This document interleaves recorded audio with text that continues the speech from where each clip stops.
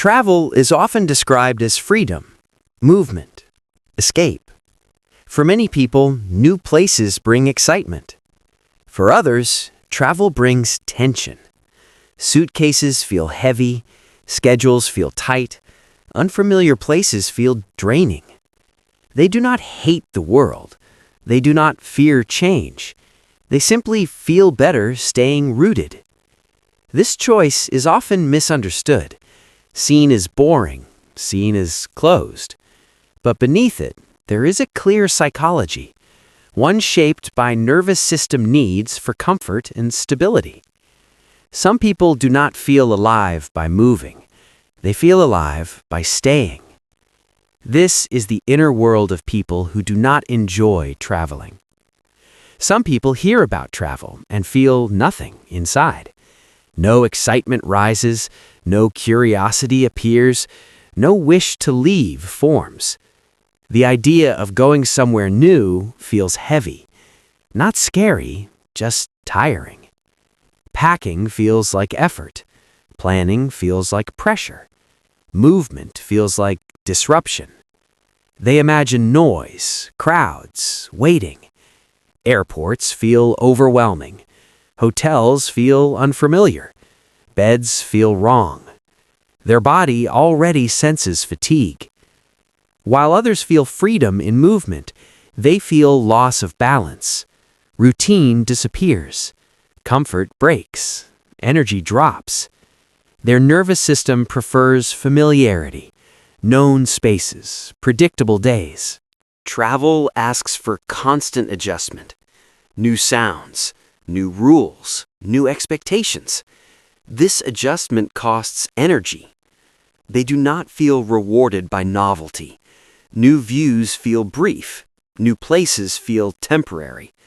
The effort feels greater than the return. Home feels rich to them. Daily life feels complete. They do not dream of escape. They feel grounded where they are. Stillness gives them clarity. Routine gives them peace. This is not fear of the world. It is comfort in stability. Movement does not bring joy. Staying does.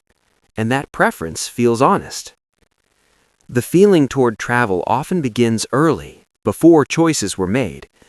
Some people grew up with sudden change. Moves happened quickly. Stability did not last. New places meant loss. Friends disappeared. Routines broke. Change felt unsafe. Others experienced travel as stress, long trips, tired adults, tension in the air. Movement was not joy, it was disruption. The body learned something important. New places mean effort. New environments mean alert. There was little rest. Some children learn to adapt too often, to adjust again and again, to stay flexible without comfort. This adaptation cost energy. So later, the body resists movement, not from fear, but from memory. Staying feels safer. Predictability feels calming. Home becomes a place of recovery, not boredom. Travel brings back early sensations, uncertainty, loss of control, overstimulation. Even if the mind understands, the body remembers. It remembers that stability was rare, so it protects what feels steady. This is not avoidance of life, it is care for balance. The past shaped this preference quietly, and the body continues to choose what once kept it calm. Some people feel safe when life is predictable, not boring, but stable. They like knowing what comes next, what the day will feel like, where things are. Predictability calms the body. Travel removes this. Meals change, sleep changes, sounds change. The body stays alert. For these people, alert does not feel exciting, it feels tiring. They must adjust again and again. New streets, new rules, new expectations. Even small choices take effort. Where to eat, when to rest, how to move. Nothing is automatic. At home, the body rests. Habits guide movement. Familiar spaces support calm. Predictability allows the nervous system to relax. Energy is saved. Travel breaks this system. The mind stays busy, the body stays tense. This is not fear of new things, it is sensitivity to change. Some systems need continuity, not constant novelty. They feel best when life flows gently, without interruption. Staying in known places allows deeper focus, clear thinking, emotional balance.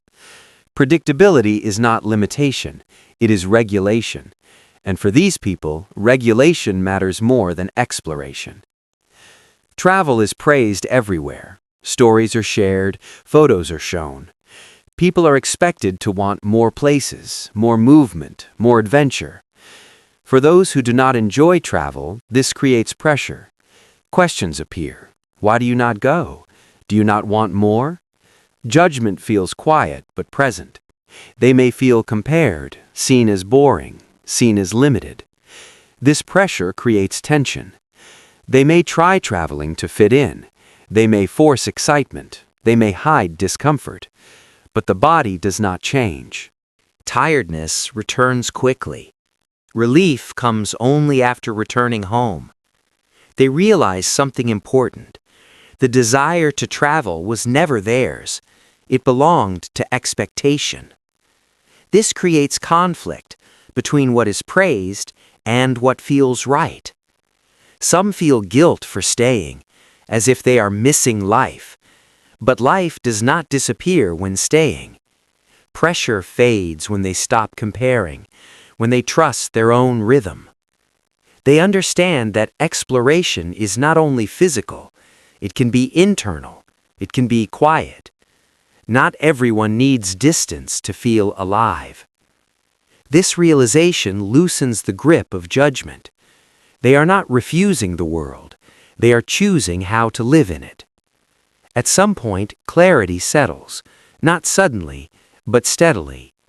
They notice how calm they feel at home, how energy returns, how focus sharpens.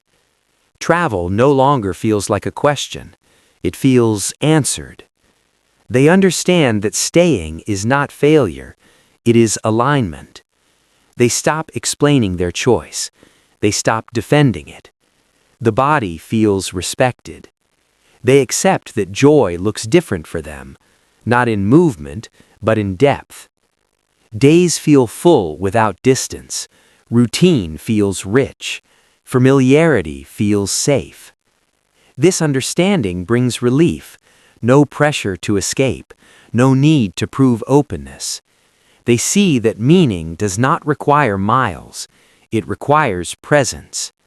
The world can be explored slowly, through learning, through connection, through attention. They do not feel trapped, they feel grounded. This acceptance is quiet, but strong. They choose stillness without apology, and that choice feels honest. Chapter 6: Finding Depth at Home. For people who do not enjoy traveling, home is not small, it is deep. They notice details others miss: light in the morning, silence at night. Familiar places feel rich, not repetitive. Routine creates space. Space for thought. Space for focus. They invest energy inward, into skills, into learning, into relationships. Depth replaces distance. They explore ideas instead of cities, emotions instead of landmarks. Growth happens slowly, but it is real. Home allows long attention. Projects are finished. Thoughts are completed. There is less rush, less distraction. They do not need novelty to feel alive. They need continuity. Staying allows this. The nervous system relaxes. The mind opens.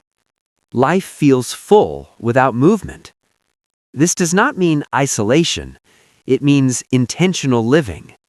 They choose what matters. They remove what drains. Home becomes a place of expansion, not limitation. Depth grows where roots stay, and those roots support everything else. Some people find fulfillment in stillness, not excitement, but peace. They do not chase new views, they value inner clarity. Stillness gives them balance. It keeps them whole. Travel promises escape, but they do not need to escape. They are already present. Fulfillment comes from calm days, from meaningful work, from quiet connection. Life does not feel empty without movement. It feels steady. They accept that happiness is not universal. It has many shapes. For them, it looks like familiarity, like predictability, like rest. This psychology is not fear-based. It is regulation-based. The body knows what supports it. They choose stillness because it works, not because they cannot travel, but because they do not need to. They live rooted, grounded, clear, and in that stillness they feel fulfilled, not less, not behind, just aligned.